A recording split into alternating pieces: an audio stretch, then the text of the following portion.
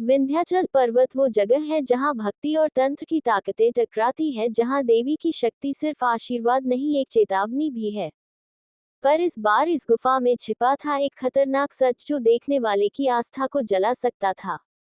एक साध्वी जिसकी तपस्या ने देवी को नाराज कर दिया और एक अघोरी जो तंत्र के खेल से शक्ति चुराने आया था। जब ये दोनों शक्ति की खोज में उस अभिशप्त गुफा में घुसे तो देवी ने दिखाया अपना वास्तविक रूप। खुद माँ कालिया आ गई थी संहार करने, क्योंकि इनकी साधना में छिपा था एक अपराध जिसकी सजा थी मृत्यु। क्या यह माँ का प्रकोप था या परीक्षा? जवाब छिपा है उस अंतिम संघर्ष में। ये कहानी नहीं, एक सच्चाई है जो भक्ति और अहंकार के बीच की जंग दिखाती है। विंध्याचल पर्वत भारत के प्रमुख धार्मिक और ऐतिहासिक स्थलों में एक है। यहाँ स्थित विंध्यवासिनी देवी के मंदिर के आसपास का क्षेत्र श्रद्धालुओं से भरा रहता है। खासकर चैत्र नवरात्रि के दौरान ये पर्वत देवी की पूजा का केंद्र है, जहाँ प्रत्येक वर्ष लाखों श्रद्धालु माता के दर्शन के लिए आते हैं। चैत्र नवरात्रि का मेला यहाँ विशेष महत्व रखता है क्योंकि ये दिन माँ दुर्गा के आह्वान और शक्ति के जागरण का समय होता है। मेले का माहौल अत्यंत भव्य और धूमधाम से भरा हुआ था। हर स्थान पर देवी की प्रतिमाएं, पूजा सामग्री और विभिन्न धार्मिक वस्तुएं बिक रही थी। वातावरण में भक्ति और आस्था की गूंज थी, हर ओर भजन, कीर्तन और धार्मिक प्रवचन सुनाई दे रहे थे। गंगा के किनारे साधु संतों के शिविरों में तपस्वी की उपस्थिति ने इस वातावरण को और भी गहन बना दिया था, लेकिन इसमें एक अद्वितीय रहस्य छिपा हुआ था। यहाँ सिर्फ साधारण भक्ति नहीं बल्कि तंत्र मंत्र के ज्ञाता, सन्यासी और अन्य गुड़ विद्या के साधक भी आते थे। इनमें से कुछ की उपस्थिति सामान्य नहीं थी। उनकी आंखों में एक विशेष आस्था और शक्ति का आभास था, जो मेले के माहौल को और भी रहस्यमय बना रहा था। इस मेला में जो दो प्रमुख साधक आए थे, वे थे साध्वी भवानी और अघोरी प्रेतनाथ। भवानी एक दिव्य आभा वाली युवती थी जो अपनी शक्ति और तपस्या से भरी हुई थी। वहीं अघोरी प्रेतनाथ एक तांत्रिक साधक थे जो गुण तंत्र विद्या में पारंगत थे और अपने जीवन का उद्देश्य इन रहस्यों को और भी गहराई से समझना था। भवानी का जन्म एक साधारण परिवार में हुआ था, लेकिन उनकी आंतरिक शक्ति और भक्ति ने उन्हें विशेष बना दिया। 25 वर्ष की आयु में वे अत्यंत सुंदर, आस्थावान और दिव्य आभा से भरी हुई युवती थी। उनका उद्देश्य केवल आत्मा की शुद्धि और देवी की उपासना करना था। भवानी ने अपनी तपस्या के माध्यम से देवी की कृपा प्राप्त की थी और अब वे इस यात्रा पर निकल पड़ी थी, ताकि वे न केवल अपनी शक्ति को और भी बढ़ा सके, बल्कि कुछ ऐसा कर सके जो इस पृथ्वी पर शक्ति का जागरण कर सके। वही अघोरी प्रेतनाथ जो तंत्र विद्या में माहिर थे, एक गहरे आंतरिक रहस्य के लिए तलाश में थे। उनका मानना था कि जब तक वह देवी की शक्तियों को पूरी तरह से नहीं समझेंगे तब तक उनकी साधना अधूरी रहेगी। उनके बारे में ये किंवदंती थी कि वे अनेक सिद्धियां प्राप्त कर चुके थे, लेकिन वे इस समय किसी अद्भुत शक्ति के प्रकट होने की उम्मीद लिए विंध्याचल में आए थे। उन दोनों का भव्य मिलन कोई साधारण संयोग नहीं था। भवानी और प्रेतनाथ दोनों का मार्ग एक ही था, शक्ति का आह्वान और देवी की कृपा प्राप्त करना। नवरात्रि का चौथा दिन विशेष रूप से आस्थावान था।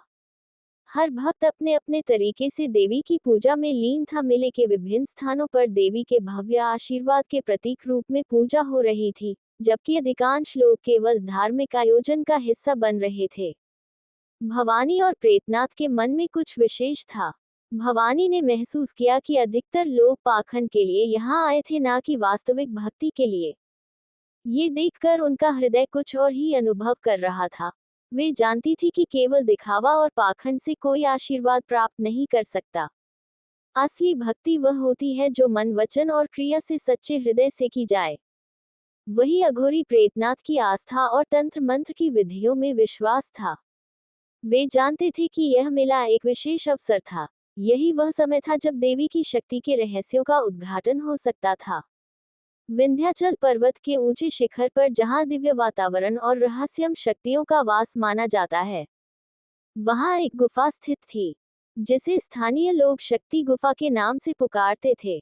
ये गुफा न केवल अपनी अद्भुत वास्तुकला के कारण प्रसिद्ध थी, बल्कि यहाँ से जुड़े अनेक रहस्यमय किस्से भी उसके आकर्षण को बढ़ाते थे। इस गुफा में प्रवेश करने के बाद कोई साधक अपनी आत्मा को शक्ति के सर्वोच्च रूप से जोड़ सकता था, लेकिन इसे सिर्फ वही लोग देख सकते थे जिनमें प्रवचन, भक्ति और संकल्प की शक्ति हो।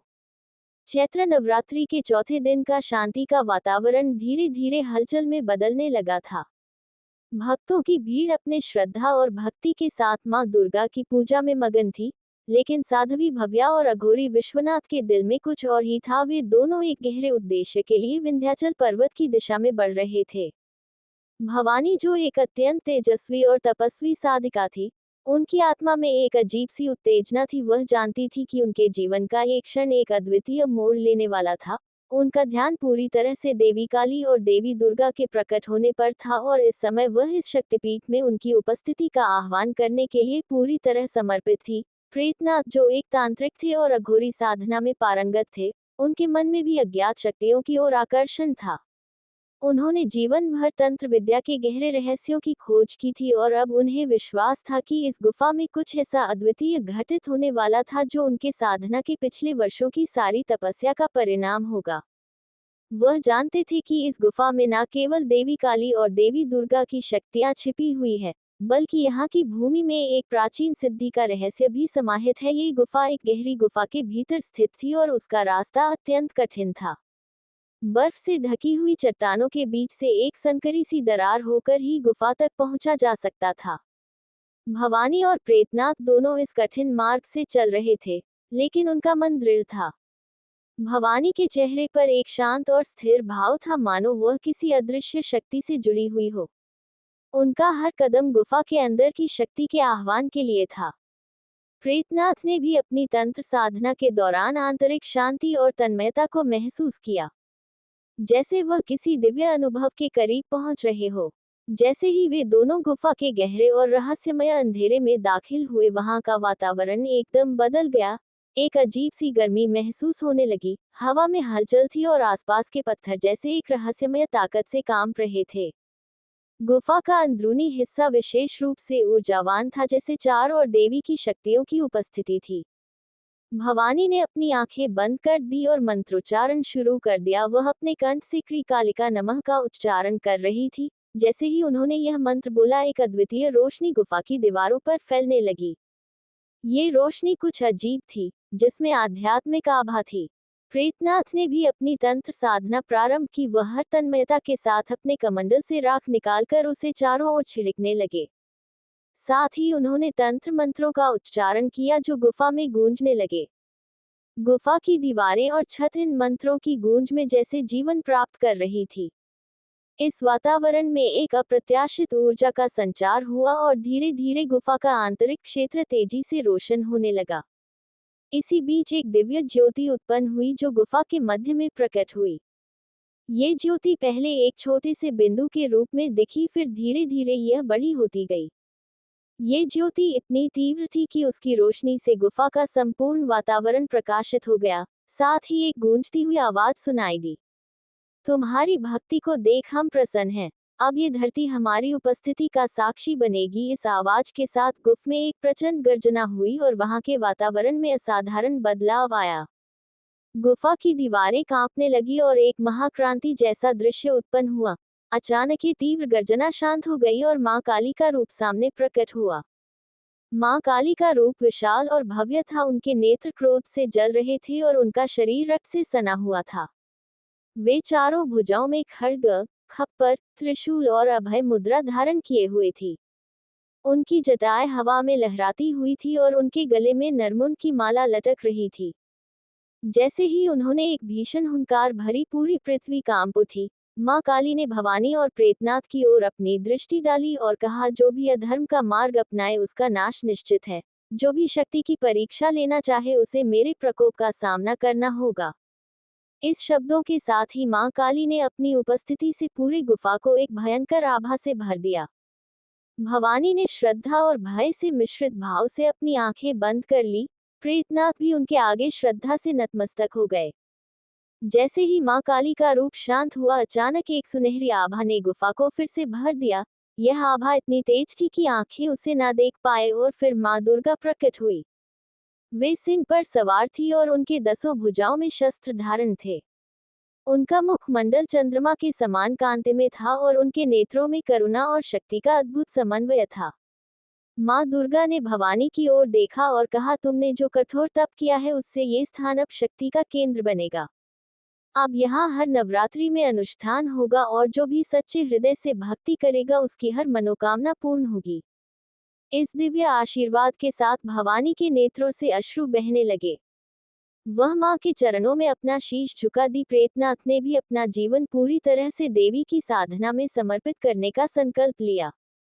उस चमत्कारी घटना के बाद विंध्याचल पर्वत की शक्ति गुफा और भी प्रसिद्ध हो गई। हर साल चैत्र नवरात्रि के दिन वहां आने वाले श्रद्धालु मां काली और मां दुर्गा का विशेष पूजन करने लगे।